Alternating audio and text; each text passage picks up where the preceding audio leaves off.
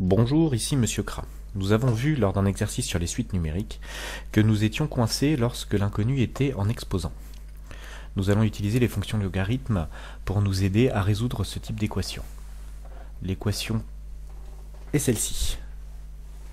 L'exposant, c'est n-1, et c'est le terme n qui nous intéresse. Nous allons commencer par réduire cette équation, la simplifier au maximum.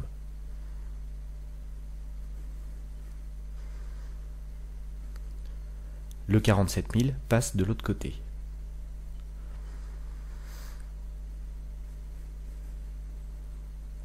Nous pouvons simplifier tous les zéros.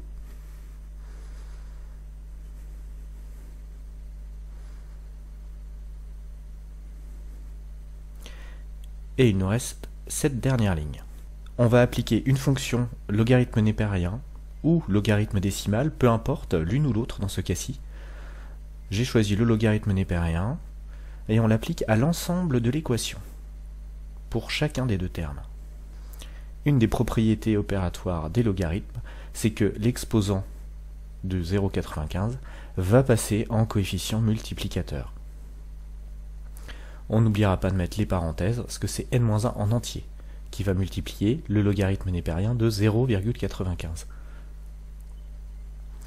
On va maintenant réduire et simplifier encore cette dernière ligne. Le ln de 0,95 va passer de l'autre côté. Alors, pour la calculatrice, ça serait bien de mettre des parenthèses pour être sûr de ne pas faire de confusion. La calculatrice ne fait que ce qu'on lui demande. Les parenthèses nous permettent de garder les propriétés opératoires et les priorités d'opération.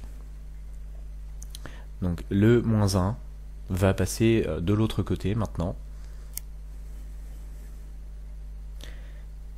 Et on va, à la calculatrice, toujours mettre les parenthèses, juste pour être sûr.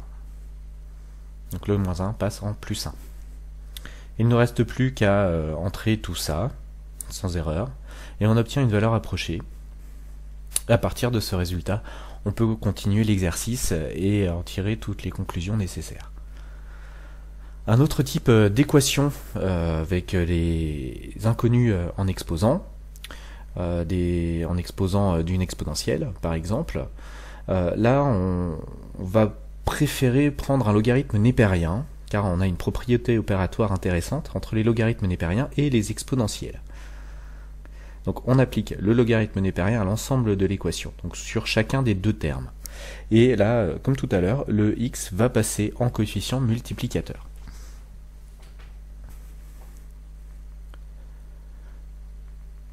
On remarque bien sûr que ln de e, ça fait 1.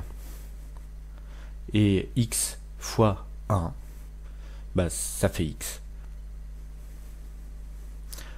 On obtient notre résultat en valeur exacte, c'est ln de 12. Si on avait besoin d'une valeur approchée, on le calculerait à la calculatrice. Pour l'instant, tant que c'est pas demandé, on laisse la valeur exacte. Un autre type d'équation avec l'inconnu à la puissance, mais une puissance de 10. On connaît une deuxième fonction log, qui est le logarithme décimal, et on va choisir ce cas-là parce qu'il y a une propriété entre log de 10 et entre log décimal et log de 10. La méthode est la même, la puissance passe en coefficient multiplicateur.